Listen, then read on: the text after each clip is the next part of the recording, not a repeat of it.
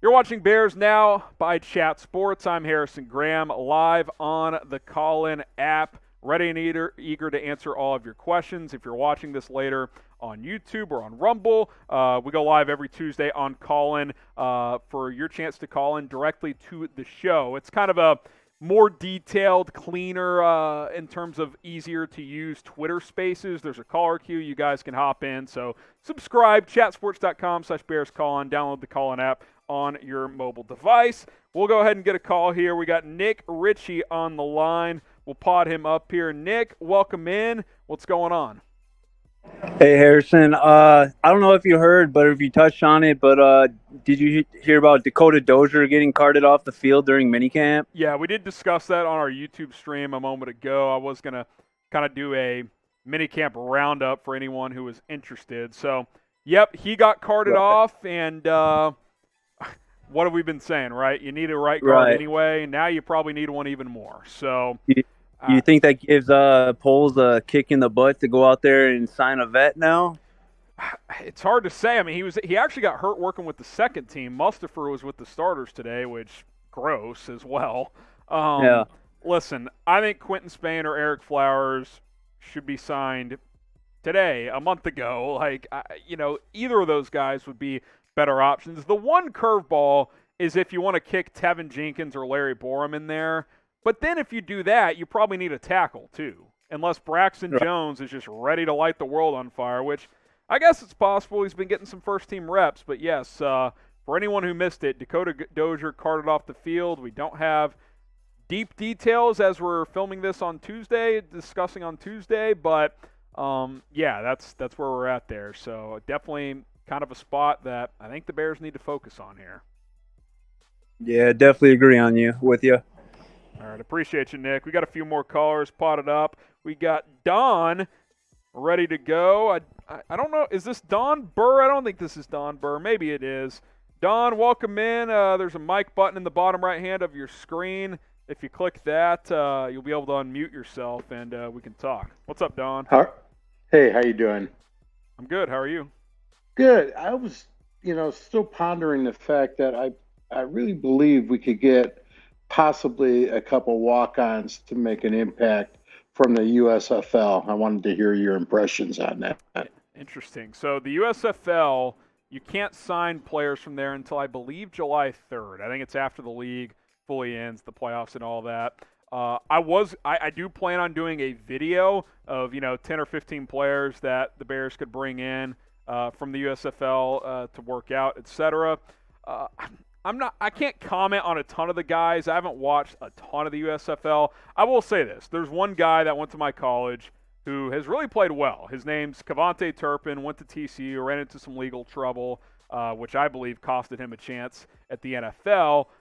Seems to have turned it around. He's been a wreck in the league. He's a great returner, kind of an undersized slot type of receiver, gadget player. Last 5 or 6 games, he's played really well. He's got great speed, 4.3 guy.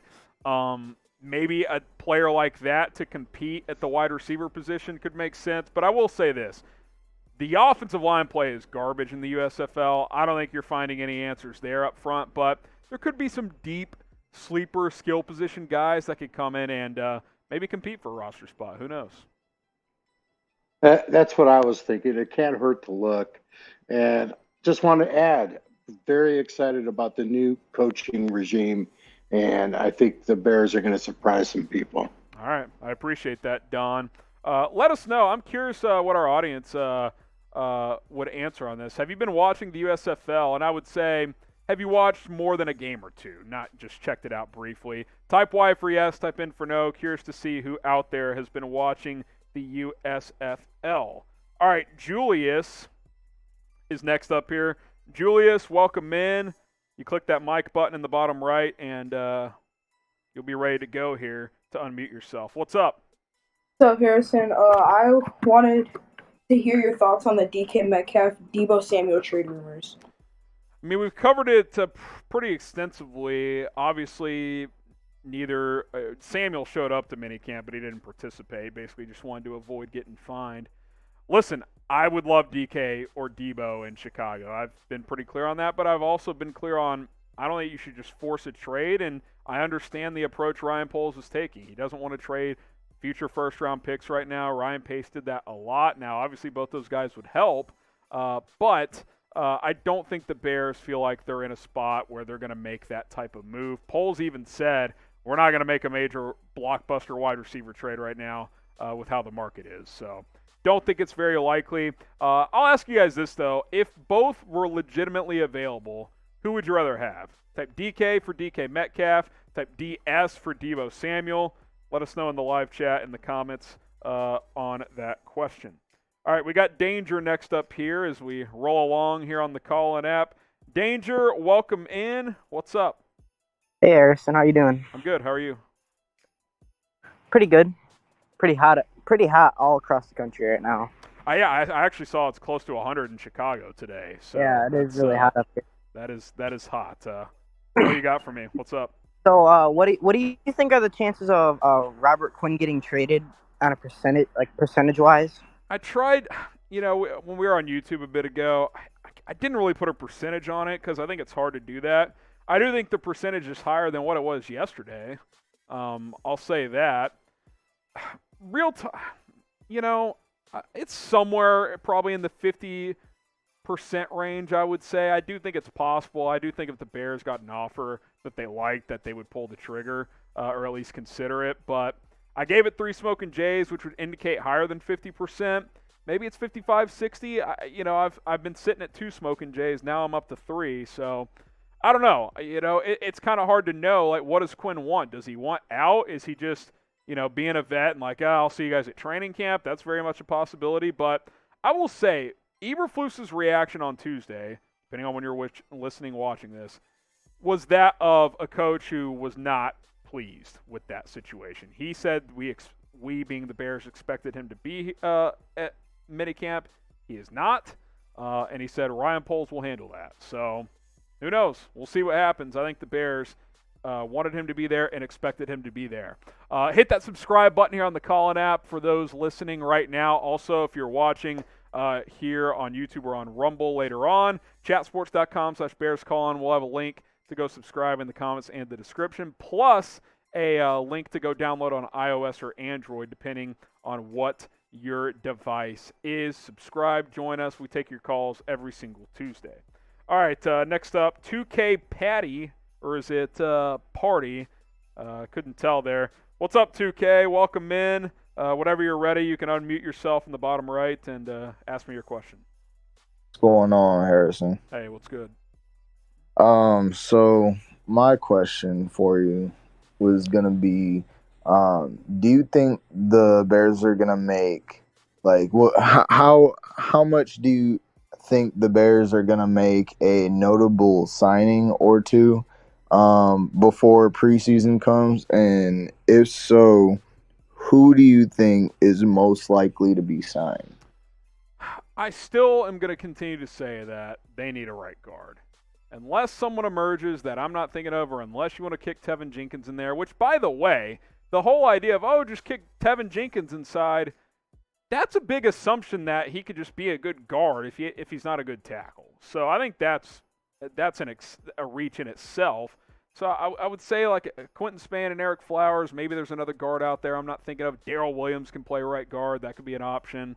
I would have said a defensive tackle before yesterday, but maybe with Mike Pennell, they feel like that rotation is at least decent enough.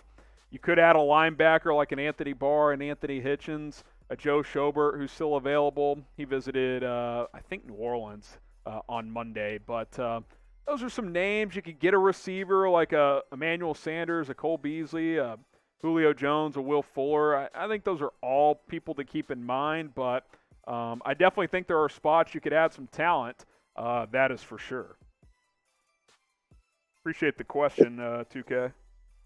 Yeah, I was wondering, like, who do you think they would most likely go with? That's what I'm saying. I mean, I would just be guessing. I don't have an insider source connected to Ryan Poles, but I would guess an offensive lineman, and I'll say Quentin Spann, but again, that's That would be a guess on my part. I can't give a name. How about this? Maybe Anthony Hitchens, because he actually visited Hallis Hall and is connected to Eberflus. So that could be a guy. I would have said Larry Ogunjobi before, but it seems like since the failed physical that that ship has sailed, but things could change. Yeah, it seems to be so. All right. Appreciate All right. Appreciate the call. We got another one here. We got Symbiote on the line. What's up? Is that Symbiote? Let me know if I'm pronouncing that right. Symbiote, like Spider-Man. Symbiote. Okay. All right. Good to go. What's up? What's going on, man? First of all, I just want to say, beard, no beard, doesn't matter to me. Thank you for all the great content. Appreciate that. I'm gonna touch. I just want to know about the right guard spot. Like, why haven't, in your opinion, haven't they given any first team reps to the rookies, to the 2 draft picks? I mean, either one of those guys has got to be better than Dozier, right? It is interesting that Braxton Jones can get reps at left tackle with the starters, but Zach Thomas can't get reps at right guard. You know, that feels puzzling to me. It's a good question. It tells me one of two things. One, Jones is impressing him, which he obviously has to be on some level to get those opportunities. Two, maybe they like Mustapher and Dozier, which gross. I hope that's not the case.